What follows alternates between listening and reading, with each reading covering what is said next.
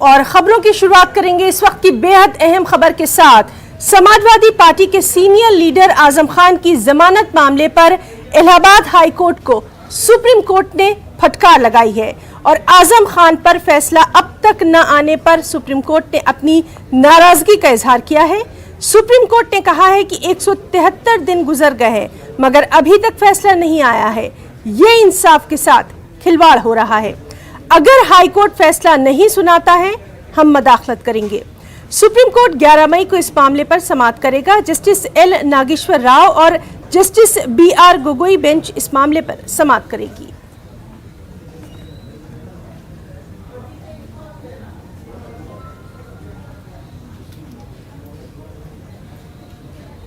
तो नाज़रीन, बेहद अहम खबर जिस पर लगातार हम आपको बता रहे हैं कि समाजवादी पार्टी के सीनियर लीडर आजम खान की जमानत मामले पर इलाहाबाद हाई कोर्ट को सुप्रीम कोर्ट ने फटकार लगाई है। आजम खान पर फैसला अब तक न आने पर सुप्रीम कोर्ट ने नाराजगी जताई है।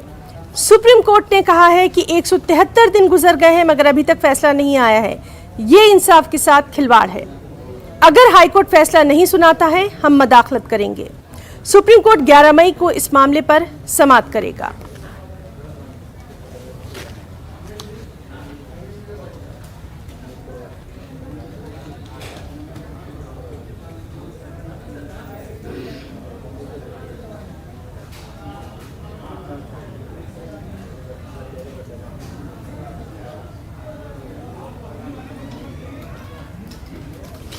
देखना बेहद अहम होगा कि जब 2 बजे सुनवाई होगी तो मध्य प्रदेश की तरफ से क्या कुछ दलीलें कोर्ट में रखी जाती हैं और मध्य प्रदेश सरकार की तरफ से solicitor general Tushar Mehta supreme court को कितना कन्विंस कर पाते हैं कि आने वाला जो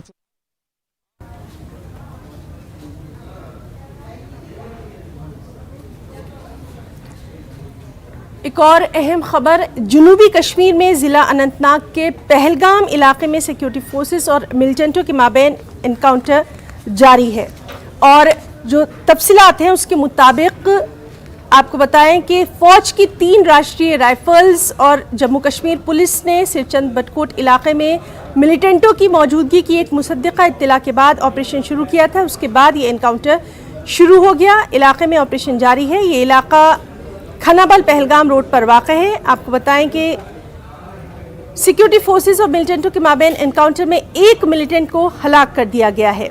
यहां से अगले माह से श्री अमरनाथ जी यात्रा शुरू होने वाली है।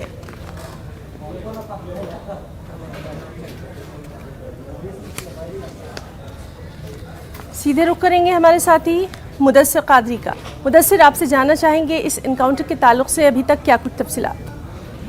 बिल्कुल हिना, जिस तरह से आपने बताया कि पुलिस ने इस बात की तस्दीक कर दी है कि अभी तक जो एनकाउंटर जारी है और इसमें अभी तक जो है एक मिलिटेंट के मारे जाने की इत्तला जो है वो मौसूल हुई है और पुलिस ने इस बात की तस्दीक भी एक ट्वीट के जरिए की है। हालांकि सराय की अगर हम माने तो 2 से 3 मिलिटेंट यहाँ पर मौजूद है और गोलियों का तबादला जो है वो अब भी जारी है और कॉम्बिंग ऑपरेशन इसके बाद होंगे और फिलहाल के लिए जो ऑपरेशन है वो जारी है। और ऐसा अगर हम जराए की बात करेंगे तो एक और मिलिटेंट को मार गिराया गया है, लेकिन अभी तक जो है सिक्योरिटी फोर्सेज या फिर पुलिस ने इस बात की तस्दीक नहीं की है। पुलिस की जानिब से सिर्फ एक मिलिटेंट के मारे जाने की जो तस्दीक है वो हो पाई है। और मैं आपको बता दूं कि जिस तरह से आपने बोला कि ये एरिया जो है सिक्योरिटी के एतबार से काफी सेंसिटिव है, हालांकि पीसफुल भी ये माना जा रहा था। ये एरिया तो काफी मुद्दतों के बाद, काफी बरसों के बाद इस एरिया में इस तरह का एनकाउंटर रोनुमा हुआ। जिस तरह से टूरिस्ट सीजन जो है वो पीक पर है और यहाँ पर होटल्स जो है वो बुक है, जैम पैक है। होटल्स टूरिस्ट से जो मुल्क के मुख्तलिफ हिस्सों से सयाह आते हैं वो यहाँ पर इस वक्त मौजूद है और टूरिस्ट्स की हिफाजत को मुमकिन बनाने के लिए हर तरह का इकदाम उठाया गया है। यहाँ तक कि खनाबल पहलगाम रोड पे जहाँ पर जो है टूरिस्ट्स की नकल हमल जो है वो अब मुतासिर नहीं हुई है और इस बात की जो है वो इस बात को यकीनी बनाया गया है कि जो यहाँ पर टूरिस्ट है या फिर सिविलियंस है या आम लोग हैं तो उनकी हिफाजत को किसी भी सूरत मुमकिन बनाया जा सके। और दूसरा ये बात गौरतलब है कि इसी रूट से जो है, इसी एरिया से जो है अगले माह अमरनाथ जी यात्रा जो है वो शुरू होने वाली है।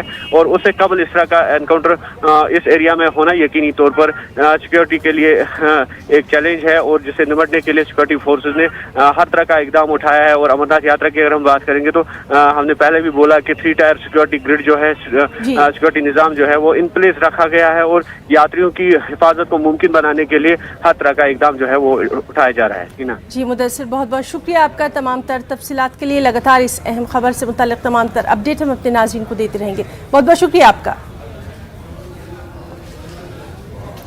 हनुमान चालीसा तनाज़ा मामले में राणा जोड़े को मशरूत जमानत देते हुए अदालत ने बेहद अहम तबसरा किया है। अदालत के मुताबिक राणा जोड़े के खिलाफ दफा 124A के तहत मुकदमा दर्ज करना गलत था। अदालत के इस तबसरे के बाद हुक्मरान इत्तेहाद और अपोजिशन के बीच घमसान हो सकता है।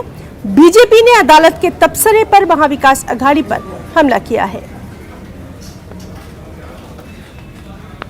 तो न्यायपालिका ने स्वयं कह दिया कि महाराष्ट्र सरकार ने राणा परिवार पर जो राजद्रोह का मुकदमा लगाया है सरासर गलत है।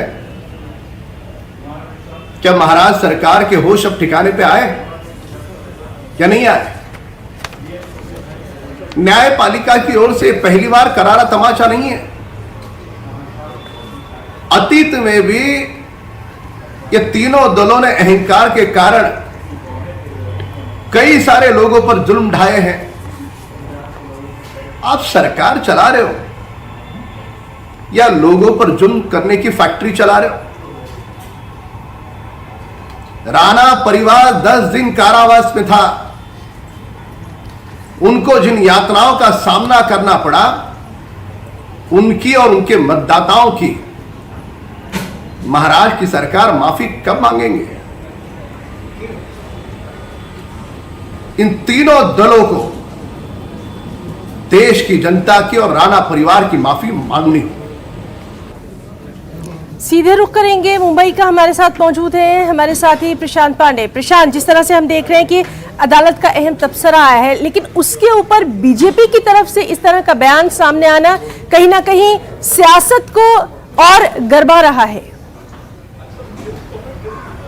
जी बिल्कुल, हम देख रहे हैं कि जब राणा दंपत्ति जेल से बाहर निकले और नवनीत राणा जो है लीलावती अस्पताल पहुंची, तो वहां पर किरीट सोमैया वहां पर पहुंचे जो बीजेपी के नेता हैं। वहीं दूसरी तरफ आज हमने देखा कि जैसे ही बॉम्बे हाई कोर्ट का पूरा डिटेल में जो ऑर्डर की कॉपी न्यूज़ 18 के हाथ लगी, तो उसमें जो खबरें थे वो हमने चलाए। जो देखने के बाद बीजेपी के नेता राम कदम ने अपना बयान जारी किया। उन्होंने सीधा निशाना जो है सरकार पर साधा है। लेकिन देखिए, टेक्निकली पॉइंट मैं आपको यहाँ पर बताऊँ कि अदालत के इस फैसले ने इस कपल का जो है रास्ता थोड़ा सा साफ कर दिया, थोड़ा सरल कर दिया है। क्योंकि अब इस ऑर्डर को अगर बॉम्बे हाई कोर्ट में सरकार चैलेंज करती है तो इस ऑर्डर को कंसीडर किया जाएगा कि अगर निचली अदालत साफ तौर पर ये लिखती है कि दोनों के ऊपर धारा 124A नहीं लगता है, यानी ये बात जो है ये एक फटकार है सरकार की कार्रवाई को लेकर के। और दूसरी तरफ मैं आपको याद दिला दूं कि जब बांद्रा कोर्ट में इन दोनों को गिरफ्तार किया गया था, तो अब धारा 153A के तहत ही गिरफ्तार किया गया था। अदालत में पेशी के बाद उसमें सेडिशन के चार्जेस जो है दर्ज किए गए थे, लगाए गए थे, जिसकी वजह से बांद्रा कोर्ट के पास पावर नहीं था सुनवाई का, और यही वजह है कि मामला सेशन कोर्ट में ट्रांसफर कर दिया गया था। यानी कुल मिलाकर देखा जाए तो सरकार की तरफ से जो धाराएं लगाई गई थी इस दंपत्ति को लेकर के, उसे कोर्ट ने पूरी तरह से नकारा है, और यही एक वजह है कि दोनों को जमानत तुरंत अदालत की तरफ से दी गई है। बहरहाल अब आगे देखना होगा कि क्या इनके बिल के खिलाफ जो है अगर सरकार हाई कोर्ट में जाती है तो वहाँ क्या दलीलें रखेगी, और इस कोर्ट के आदेश को जो पूरी तरह से उन्होंने एक्सप्लेन करके लिखा है वो कितना महत्वपूर्ण आगे चलकर हाई कोर्ट में ठहरने वाला है, ये सबसे अहम बात होगी। बहरहाल इस कोर्ट की तरफ से ये साफ तौर पर कहा गया कि दोनों के ऊपर जो धारा 124A लगाई गई है वो बिल्कुल गलत था, नहीं लगना था, और इसी के चलते दोनों को जमानत दी गई है। प्रशांत, आपसे ये भी फौरी तौर पर जानना चाहेंगे नवनीत राणा की सेहत के ताल्लुक से, हेल्थ के ताल्लुक से कोई अपडेट? जी बिल्कुल, देखिए सेहत जो है काफ़ी ठीक हुई है। डॉक्टरों ने जो है मेडिकल बुलेटिन में साफ तौर पर कहा था कि उनकी तबीयत जब आई थी तो काफ़ी उन्हें दर्द था।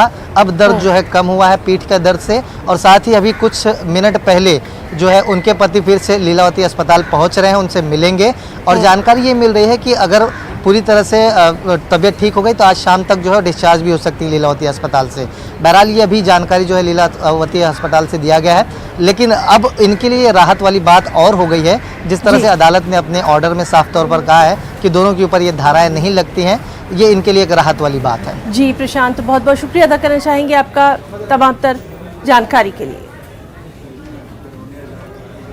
अहम खबर, कानपुर के घाटमपुर में मदरसा इस्लामिया और इस्लामिया इंटर कॉलेज बना हुआ है। बगैर किसी नोटिस के बल्दिया ने मदरसे की बिल्डिंग पर बुलडोजर चलाकर करोड़ों का नुकसान पहुंचाया है। मदरसा इंतजामिया के जिम्मेदारों ने कहा कि जिस अराजी पर इमारत बनाई गई उस जमीन पर कोई मामला नहीं है और न्यूज़ 18 उर्दू ने इस सिलसिले में इंतजामिया के जिम्मेदारान से बात की। कानपुर के घाटमपुर में जिस तरह से मदरसा इस्लामिया में बुलडोजर की कार्रवाई हुई, उसके बाद लगातार यहाँ पर शहर काजी अधिकारियों से बात करते रहे और उसके बाद कार्रवाई रोकी गई। लेकिन जिस तरह से हमारे साथ मौजूद हैं जो वहाँ के सदस्य हैं और मदरसे की देखरेख करते हैं, पूरा इंतज़ामिया देखते हैं, उनसे बात करते हैं कि किस तरह से, क्या सर आपको कोई नोटिस दिया गया था या क्या बातचीत चल रही थी, क्या पूरा मामला है? किसी प्रकार की कोई सूचना नहीं कि हमें वहाँ के अपने टीचरों के स्टाफ से दिन में 12 बजे करीब मालूम हुआ कि बुलडोज़र आ गए हैं, मदरसे को गिरा रहे हैं।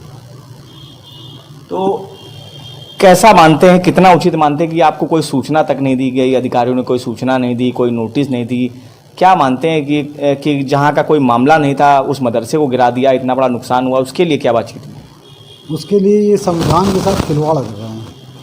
हमारी ज़मीन हमारे नाम, मदरसे की ज़मीन मदरसे के नाम, उसके बगैर सूचना दिए हुए, बगैर कोई चीज़ निकाले हुए, यहाँ तक कि ग्रंथ किताबें रखी थी, कुरान के पारे रखे थे, उनको भी निकालने नहीं दिया लोगों से। उसके बाद नगर पालिका ने एक और बहुत अच्छा काम किया कि उसको तोड़ने के बाद वहाँ का जितना सामान था वो सब भर के ले गए। ये अब कौन से नियम के तहत किया है, कौन से कानून के तहत किया है, इसका कोई भी अधिकारी जवाब देने को तैयार नहीं है कि ये क्यों गिराया। उत्तर प्रदेश में अब तक का बुलडोजर का बड़ा चर्चा रही है, लेकिन वो माफियाओं पर चलता रहा है। लेकिन एक शिक्षा के मंदिर जहाँ पर तालीमी इदारा है, वहाँ पर बुलडोजर चला दिया बिना किसी नोटिस के, इस पर आपका क्या कहना है? सबसे पहले आके उन्होंने स्कूल की लाइट काटी मदरसे की, उसके बाद पानी की लाइन काटी। अब जो इमारत गिरा दी है, बाउंड्री गिरा दी है, जो कुछ कमरे बचे हैं, अगर बच्चे पढ़ने आएंगे तो बगैर पानी के, बगैर लाइट के कैसे रहेंगे? और जबकि हमारा मदरसा निःशुल्क शिक्षा देता है। मदरसे में हॉस्टल भी था, 150-150 बच्चा हमारा हॉस्टल में रहता है। उनके खाने पीने का नज़्म जो है मदरसा करता था। अब 10 तारीख को वो बच्चे हमारे पास आने वाले हैं, उनके दाखिले हो चुके हैं। अब हम उनको कहाँ रखेंगे, उनके पानी का इंतज़ाम कहाँ से करेंगे, लाइट का इंतज़ाम करेंगे? हम तो नहीं कर सकते उस इंतज़ाम को। अब ये प्रशासन इसका जिम्मेदारी ले कि भाई हमने ये गिराया है तो क्यों गिराया है, इसका हमें जवाब दे कि इसको क्यों गिराया है उन्होंने। एक चीज़ और कि आपने डीएम से मुलाकात की, मंडलायुक्त से मुलाकात की, जो नुकसान हुआ है उसकी भरपाई कौन करेगा, और जो अधिकारी थे जिन्होंने गलत कार्रवाई की है उन पर क्या कार्रवाई होगी, क्या बात हुई? उनका कहना हम उसको देख लेंगे, इसके अलावा कोई जवाब नहीं दे रहे हैं कि भाई उन्होंने कार्रवाई की, गलत की, क्या की। अब उसकी हम जांच करेंगे। अब उनकी जांच कितने दिन चलती है, जांच के बाद क्या नतीजा निकलता है, ये तो सबके सामने आ जाएगा। आपकी क्या मांग है, आप क्या चाहते हैं? हम ये चाहते हैं कि जो उन्होंने हमारी इमारत को गिराई है उस इमारत को बनवाएं, उसकी बाउंड्री बनवाएं या उसका मुआवजा दें तो हम उसको बनवाएं। अपनी ज़मीन की वो पैमाइश कर लें। अगर हमारे पास ज़मीन निकलती है तो अगर हम दोषी हैं तो हमें कोई इतराज़ नहीं है। हम बराबर कह रहे हैं, पहले अपनी पैमाइश कर लिए, अपना सीमांकन करा लीजिए। जिस दिन वो उन्होंने गिराया है, जब मैं पहुंचा हूं तो सबसे पहले मैंने पूछा उनसे नोटिस कहाँ है, किसी ने जवाब नहीं दिया। ना एसडीएम साहब ने जवाब दिया, ना अधिशासी अधिकारी ने जवाब दिया। लेकिन सब उन्होंने आगे मस्जिद को तोड़ा, मस्जिद की बाउंड्री वाल को तोड़ा, मदरसे की पूरी इमारत को तोड़ा। उसमें कुरान के पारे, दीनी किताबें सब कुछ रखी हुई थी। किसी बच्चे को कुरान के पारे और उनकी किताबें निकालने तक नहीं दिया। तो जिस तरह से आपने देखा कि साफ तौर से मदरसा इंतज़ामिया के ये जिम्मेदार हैं, इनका साफ तौर से कहना है कि जिस तरह की कार्रवाई हुई है वो पूरी तरह से गलत है, कोई नोटिस नहीं दिया गया। अब देखना होगा प्रशासन और आला अधिकारी इस पर क्या कार्रवाई करते हैं। कानपुर से संदीप सविता, न्यूज़ 18 उर्दू। खबरों में वक्त है एक छोटे से वक्फे का, चल लौटेंगे। ब्रेक के बाद खबरों में आगे बढ़ेंगे। तेजेंद्र बग्गा की गिरफ्तारी पर दिल्ली में हंगामा बरपा है। इस मामले में सियासी और इंतजामी सतह पर सरगर्मियां तेजी से रूनमा हो रही हैं। दिल्ली बीजेपी के कारकुनान एहतजाज कर रहे हैं। आप हुकूमत की सख्त मजम्मत की जा रही है। वहीं तेजेंद्र सिंह बग्गा को मोहाली ले जा रही पंजाब पुलिस को हरियाणा के कुरुक्षेत्र में रोक दिया गया, जबकि दिल्ली में पंजाब पुलिस के खिलाफ अगवा का मुकदमा दर्ज किया गया। वाज़ेह रहे कि गुज़िश्ता दिनों पंजाब पुलिस की साइबर सेल के जरिए FIR दर्ज की गई थी। उन्हें पूछताछ के लिए समन भी किया गया था, लेकिन तेजेंद्र पाल बग्गा पूछताछ के अमल में शामिल नहीं हुए थे। उधर बीजेपी ने आम आदमी हुकूमत पर पुलिस का गलत इस्तेमाल करने का इल्जाम लगाया है।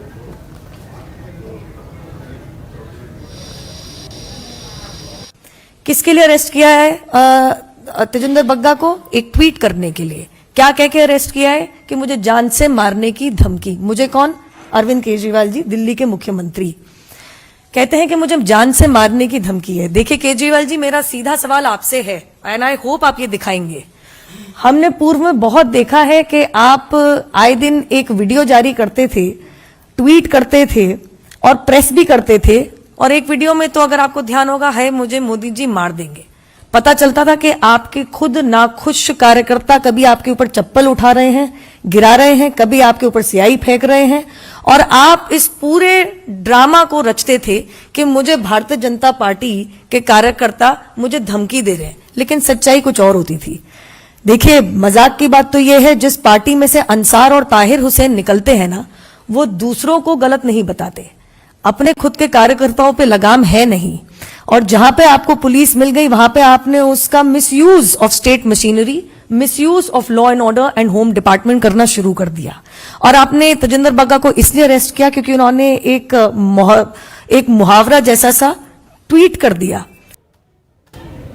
उधर आम आदमी पार्टी ने पुलिस के गलत इस्तेमाल के इल्जामात को सिरे से खारिज कर दिया है। आम आदमी पार्टी का कहना है कि पंजाब पुलिस गैर जानिबदारी से काम कर रही है। मुजरिम के ऊपर जब मुकदमा दर्ज किया जाता है, एक्यूज को पुलिस कहती है आप इन्वेस्टिगेशन ज्वाइन कीजिए। इनके पास इन्वेस्टिगेशन ज्वाइन करने के लिए सम्मन भेजा गया, इन्होंने इन्वेस्टिगेशन ज्वाइन नहीं किया। इनके पास दोबारा सम्मन भेजा गया, इन्होंने इन्वेस्टिगेशन ज्वाइन नहीं किया। अब बीजेपी वाले कह रहे हैं कि साहब इनको बताया नहीं कि इनको अरेस्ट कर लिया। 5-5 बार तो बीजेपी के लोक प्रवक्ताओं ने बयान दिए कि पंजाब पुलिस बग्गे के घर में आई। क्यों आई थी? इनका कोई फिल्म का ऑडिशन करने आई थी? इनको सम्मन देने आई थी? इनको सम्मन दिया गया, उसके बावजूद जो है इन्होंने इन्वेस्टिगेशन ज्वाइन नहीं की। 5 बार इनको सम्मन दिए गए, इन्होंने इन्वेस्टिगेशन को ज्वाइन नहीं किया, लिहाजा पुलिस ने इनको अरेस्ट किया है। और मैं ये बताना चाहता हूं कि पंजाब पुलिस पूरी तरीके से निष्पक्ष होकर इसके ऊपर कार्रवाई कर रही है। अगर इनके पक्ष में जरा सी भी गुंजाइश होती तो ये लोअर कोर्ट गए, हाई कोर्ट तक होके आ गए, एंटीसिपेटरी बेल की कोशिश की, अरेस्ट रुकवाने की कोशिश की। इनको किसी कोर्ट के अंदर कोई राहत नहीं मिली। उसके बाद जो है इनको अरेस्ट किया गया है। और ये बीजेपी का ये कहना कि ये द्वेष की राजनीति के कारण हो रहा है, मुझे लगता है कि बिल्कुल गलत है। बीजेपी को ऐसा लग रहा है कि क्योंकि बीजेपी हमेशा से स्टेट मशीनरी का फायदा उठाती रही है, इसका दुरुपयोग करती रही है। जिस राज्य में बीजेपी का चुनाव होता है, उस राज्य में विपक्षी पार्टी के नेता के घर ईडी का छापा पड़ना, पुलिस के द्वारा अरेस्ट होना, इनकम टैक्स की रेड होना, एनआईए के सम्मन आना, ये आम बात है।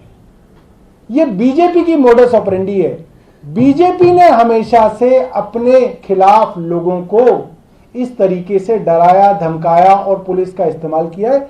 और कोई पार्टी जो है अगर निष्पक्षता से भी काम करती है तो बीजेपी के मन में जो मैल है, जो इनके मन में जो द्वेष है, उसके कारण इनको ऐसा लगता है कि बाकी लोग भी कहीं हमारी तरह तो नहीं हो गए हैं।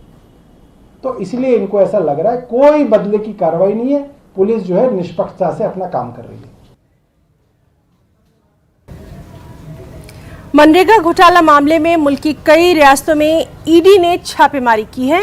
ईडी की टीमें झारखंड, मगरबी बंगाल, बिहार समेत दीगर रियासतों में छापेमारी कर रही है। झारखंड में आईएएस ऑफिसर पूजा सिंघल समेत कई मुलजिमीन के खिलाफ एजेंसी की कार्रवाई जारी है।